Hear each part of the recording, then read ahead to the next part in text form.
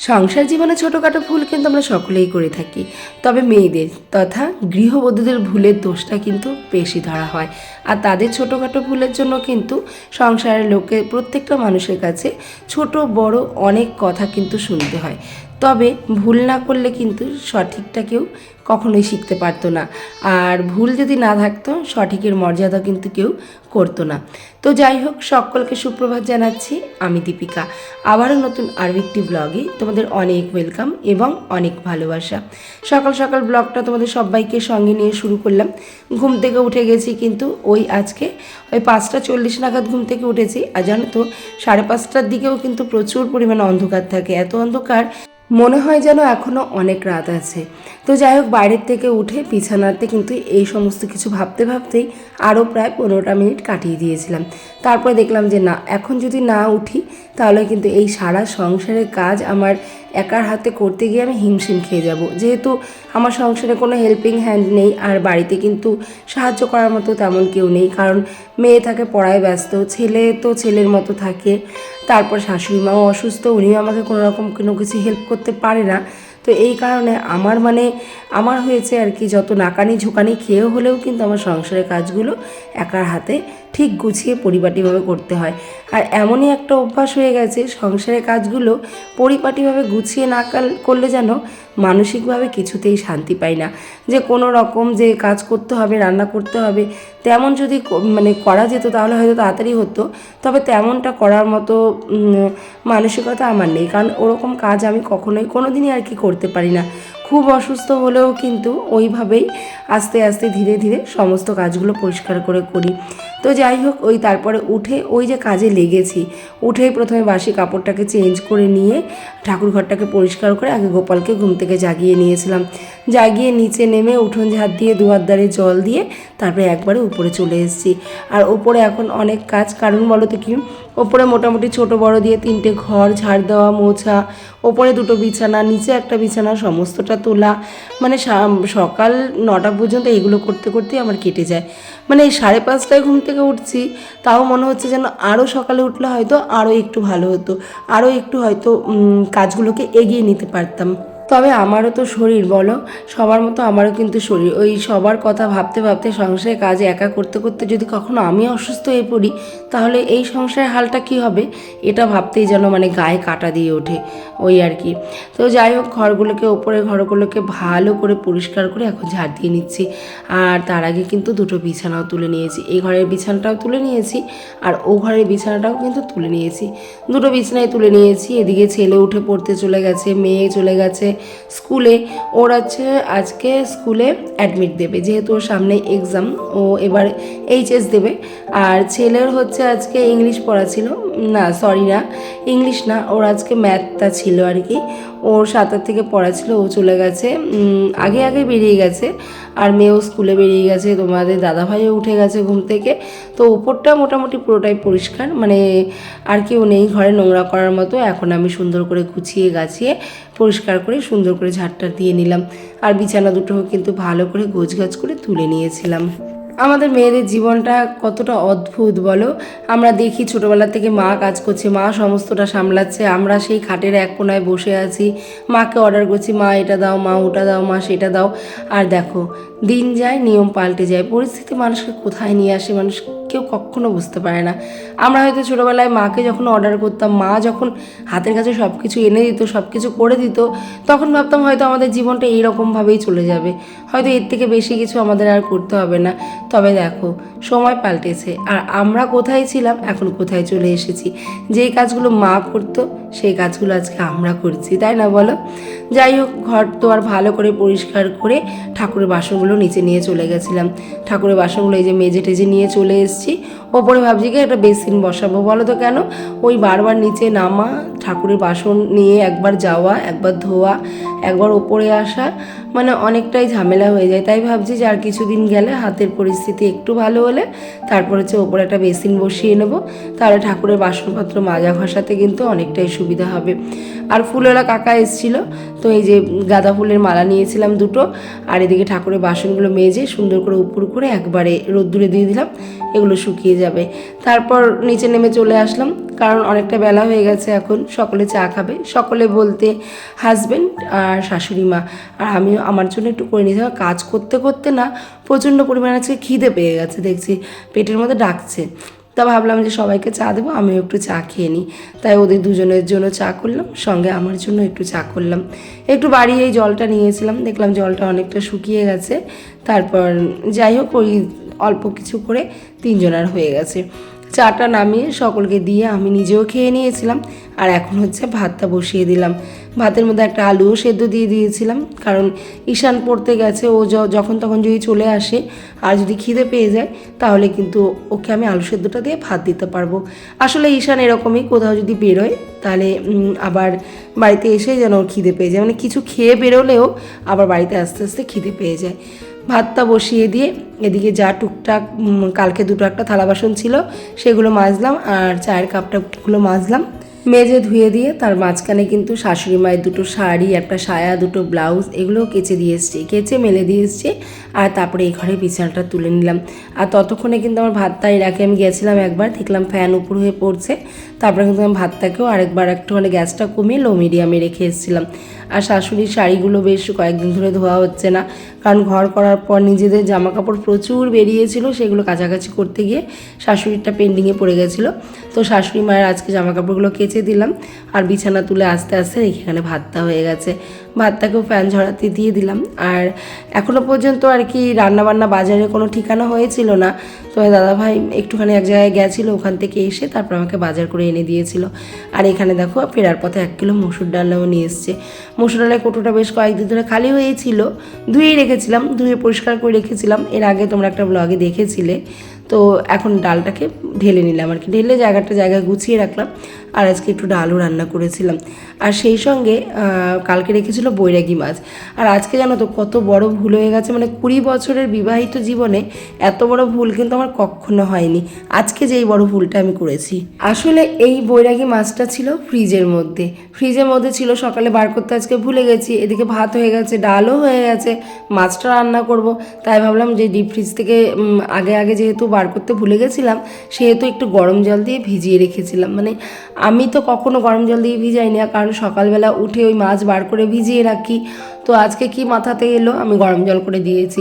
তবে মাছগুলো আমি মানে ভাবতেও পারিনি যে এত বড়, মানে সামান্য ছোট্ট একটা ভুলের জন্য এত বড় ক্ষতিটা হয়ে যাবে। এই মাছগুলো পুরোটাই গরম জলে দিয়েছি, আমি বুঝিনি, ওরকম চুবিয়ে রেখেছি। যখন মাছটা ধুতে গেলাম দেখছি মাছের গা পুরো নরম হয়ে গেছে, মানে গরম জলে পুরো সেদ্ধ হয়ে গেছে, মাছের গা পুরো নরম হয়ে গেছে। মাছ ধুতে গেলে ওপরে মাছটাই পুরো উঠে আসছে। ওই কোনো রকম কষ্ট করে আর কি ওটা ধুয়েছি। তবে এটার জন্য কিন্তু তোমার দাদাভাই একবার বলেছে আমাকে, কি করেছো মাছগুলো, ছেলে মেয়ে মানে প্রত্যেকেই বলেছে মাছগুলো কি করেছো।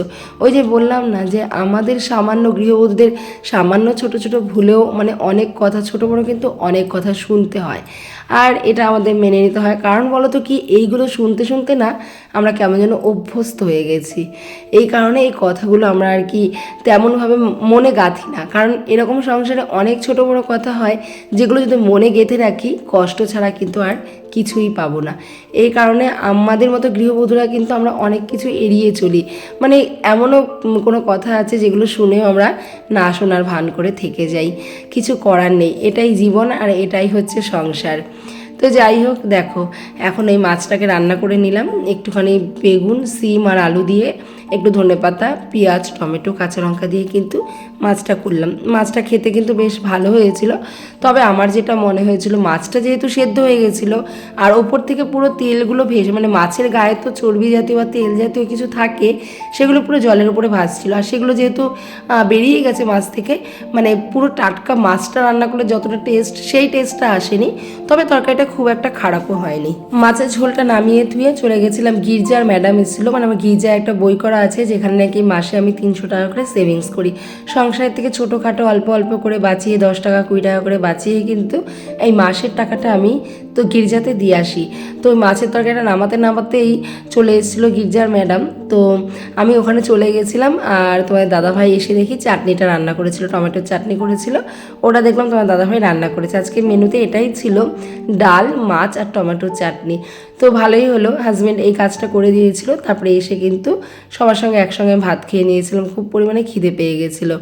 আর এদিকে তোমার দাদাভাই যে সকালে আলু মানে সবজি এনেছিল তার সঙ্গে আলুও এনেছিল। তো এখনকার আলু তো বালিতে ভর্তি পুরো, এই আলুগুলো ধুয়ে এখন একটুখানি রোদ্রে মেলে দেবো। আর বলো তো কি সংসারের কাজ, আমরা বলো তো কি সবসময় চেষ্টা করি সংসারটাকে পরিষ্কার পরিচ্ছন্নভাবে সাজিয়ে গুছিয়ে রাখবো। আর দেখো সেই ঘুম থেকে উঠেছে কিন্তু 5:30 5:40 নাগাদ, আর এখনও কিন্তু একভাবে কাজ করেই যাচ্ছি। আসলে আমাদের সংসারটা আমাদের কাছে স্বর্গের মতো। সবসময় চেষ্টা করি আমাদের সংসারটাকে সোনার সংসার, স্বর্গের মতো করে সাজিয়ে রাখতে। আর এই স্বর্গের মতো করে সাজিয়ে রাখতে গিয়ে কিন্তু আমাদের অক্লান্ত পরিশ্রম করতে হয়। আসলে সংসার সাজানো গোছানো দেখতে কিন্তু ভালো লাগে, তবে সংসার সাজানো গোছানোর পেছনে যে একটা অক্লান্ত পরিশ্রম থাকে, এটা কিন্তু যারা একমাত্র গৃহবধূরাই বোঝে যে একটা সংসার সাজাতে গোছাতে কতটা অক্লান্ত পরিশ্রম আমাদের করতে হয়। আসলে আমাদের মূল্যায়ন তো তেমনভাবে কেউ করে না, না সংসারের প্রত্যেকটা মানুষ, না হাজবেন্ড। যারা নাকি শাশুড়ি হয়েছে তারাও কিন্তু আমাদের মতো এরকম একটা জীবন পার করে এসেছে, তবুও তারাও আজ পর্যন্ত বৌমাদের মূল্যায়ন করতে পারেনি। আসলে মানে মোদ্দা কথা এটাই দাঁড়ায়, এক কথায় বলতে গেলে আমরা মেয়েরাও কিন্তু মেয়েদের মূল্যায়ন করতে পারি না। সেখানে সংসারে আর বাদবাকিদের কথা তো ছেড়েই দিলাম, তাই না? আর আমাদের যদি সঠিকভাবে মূল্যায়ন করা হতো তাহলে কিন্তু একটা গৃহবধূ সংসারের একদম প্রথম স্থান অধিকার করে থাকতো, তার সম্মানটা কিন্তু সবার আগে থাকতো। কারণ একটা গৃহবধূর হাতের চাবিকাঠি কিন্তু থাকে পুরো সংসারটা চলে কিন্তু ওই গৃহবধূর অক্লান্ত পরিশ্রমে। আজকে একটা গৃহবধূর সংসারের জন্য তাকে কখনো মেড হতে হয়, তাকে কখনো নার্স হতে হয়, তাকে কখনো কুক মাস্টার হতে হয়। মানে একটা গৃহবধূর মধ্যে কিন্তু যে কতগুলো রূপ লুকিয়ে আছে সেটা কিন্তু আজও সংসারে কেউ ঠিকঠাক করে মূল্যায়ন করতে পারেনি। আর যদি মূল্যায়ন করতে বললাম না, তাহলে প্রথম সারিতে কিন্তু আজকে গৃহবধূদের নাম থাকতো। আর গৃহবধূরা কিন্তু সঠিক যোগ্যতা, সঠিক সম্মানটা কিন্তু পেত। কিন্তু আজকালকার যুগে কি কখনোই গৃহবধূরা তেমনভাবে সঠিক সম্মানটা পায়নি। সেই ভোর 5:30টায় উঠে কিন্তু এখনও পর্যন্ত একভাবে কাজ করেই চলেছি। মানে সবসময় চেষ্টা করি ঘরের আনাচে কানাচে সমস্তটা পরিষ্কার পরিচ্ছন্ন রাখার। আর পরিষ্কার পরিচ্ছন্ন সংসার কিন্তু আমরা প্রত্যেকেই পছন্দ করি। কথায় আছে না, মায়ের শিক্ষা আগে হলে শিশু শিখে মায়ের কোলে, কথাটা কিন্তু একদম সত্যি। আমরা কিন্তু সংসারটা ওই মায়ের কাছ থেকেই শিখে আসি, মাকে দেখতে দেখতেই কিন্তু শিখে আসি। ঘর দুয়ার পরিষ্কার করতে করতে ফ্রিজের ওপর একটা তারাপীঠের প্রসাদ ছিল, তারা মায়ের প্রসাদ। আসলে প্রসাদটা বলো তো কি এখন আমি খেয়ে নিলাম, তার কারণ একটাই কারণ, প্রসাদটা এখানে ওখানে ছড়াবে ছিটাবে, তখন কান্নাকার পায়ে লাগবে, তার থেকে আমি খেয়ে নিলাম প্রসাদটাকে প্রণাম করে। এটাই মনে হয় আমার কাছে ভালো হলো, কারণ তারা মা কিন্তু ভীষণ জাগ্রত। আর তারাপীঠের তারা মা আমাদের পাশের বাড়ি একটা ছেলে আর কি গেছিলো, তো ওখান থেকে প্রসাদটা এনে দিয়েছিল, আমাদেরও কিছুটা দিয়ে গেছিলো, তো সেই প্রসাদটাই খেয়ে নিলাম। আর এখন দেখো ঘরের একদম আনাচে কানাচে প্রত্যেকটা কাজ কিন্তু পরিষ্কারভাবে করে নিলাম। ওপরটা পরিষ্কার করে এসে রান্নাবান্নাটা কমপ্লিট করে নিচটাও পরিষ্কার করে নিলাম। ফ্রিজের ওপরটা একটু ধুলো ধুলো হয়েছিল, সেটাকে পরিষ্কার করে নিলাম। তাছাড়া ঘরের যা টুকটাক যা আসবাবপত্রগুলো আছে সমস্তটাই মুছে কিন্তু এখন ঘরটাকে মুছে নিচ্ছি। মানে মোদ্দা কথা বলতে গেলে পুরো বাড়িটাই কিন্তু আমার পরিষ্কার পরিচ্ছন্ন হয়ে গেছে। আসলে সংসার মানেই কিন্তু স্বর্গ, আর এই স্বর্গটাকে কিন্তু আমরা চেষ্টা করি সব সময় গুছিয়ে পরিপাটি করে রাখার। আর এই গুছিয়ে পরিপাটি করতে গিয়ে কিন্তু সেই ভোর 5:30টায় উঠেছি, আর এক হাতে সংসারের সমস্ত কাজগুলো কিন্তু একাই সামলে চলেছি। আর সংসারে কাজ করতে করতে আমরা এতটাই অভ্যস্ত হয়ে যাই, সংসারের কাজগুলো যতই কষ্ট হোক না কেন আমাদের কাছে কিন্তু কষ্ট মনে হয় না। হয়তো যদি কষ্ট মনে হতো তাহলে আমরা হয়তো এত সুন্দর করে সংসারটাকে সাজাতে গোছাতেই পারতাম না। ঘরের কাজ পরিষ্কার করে এখন চলে এসেছি রান্নাঘরটাকেও ভালো করে মুছে টুছে পরিষ্কার করে নিলাম। বেসিনটাকে, ওই পাশের বেসিনটা তো আগেই ধুয়ে দিয়েছিলাম, আর এখন দেখো এই পাশের বেসিনটাকেও ভালো করে মেজে ঘষে ধুয়ে রান্নাঘরটাকে পরিষ্কার করে তারপরে চলে গেছিলাম স্নান টান করে চলে এসেছি। এসে এখন দেখো একটুখানি স্কিন কেয়ার করে নেবো। আর স্কিন কেয়ার মানে আমার কিচ্ছু না, ওই শীত পড়েছে যেহেতু মুখটা একটু টানে, তো এই কারণে একটুখানি ময়শ্চারাইজার ক্রিম। আর জানো আমার এমনিতেই সেন্সিটিভ স্কিনটা একদমই ভালো নয়, তো তার মধ্যে এতদিন সিমেন্ট ধুলো বালিতে স্কিনটা আরও বিচ্ছিরি হয়ে গেছে। কিছু করার নেই, হয়তো আস্তে আস্তে ঠিক হয়ে যাবে। তবে এখন সেই সামর্থ্যটাও নেই যে একটা স্কিনের ডক্টর দেখাবো। তবে দেখা যাক, একটুখানি গরম পড়ুক, তারপরে ঘরোয়া উপায়ে একটু স্কিনের যত্ন নেওয়ার ইচ্ছে আছে। কারণ সাজতে আমি ভীষণ ভালোবাসি আগাগোড়া, তাই সবসময় টিপটাপ ফিটফাট যেমন নিজেও থাকি তেমন সংসারটাকেও রাখি। এতটাই মানে ভালো লাগে আমার সমস্ত টিপটাপ জিনিসগুলো। আর এখন দেখো সুন্দর করে পুজোটাও দিয়ে নিলাম। সুন্দর করে, কি সুন্দর লাগছে না বলে?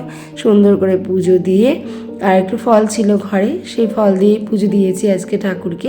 আর সত্যি বলতে অনেক দিন পর ভালো করে পুজো দিতে গিয়ে কী যে মানসিক তৃপ্তি পাচ্ছি, কী যে মানসিক শান্তি পাচ্ছি, সেটা তোমাদের বলে আমি বোঝাতে পারবো না। সত্যি ভীষণ মনের দিক থেকে একটা শান্তি পাচ্ছি যে না, স্নান করে অন্তত ঠাকুরকে সেবা দিতে পারছি। সেটা যেভাবে, আমি তো কোনো মন্ত্র জানি না, কিচ্ছু জানি না, মন থেকে যতটুকু পারি ততটুকুই করি। সব শেষে শ্রী হনুমান চালিসাটা পাঠ করে পুজোটা শেষ করলাম। চলো আজকের মতো এখানেই, দেখা হবে আবারও কালকে। সবাই ভালো থেকো।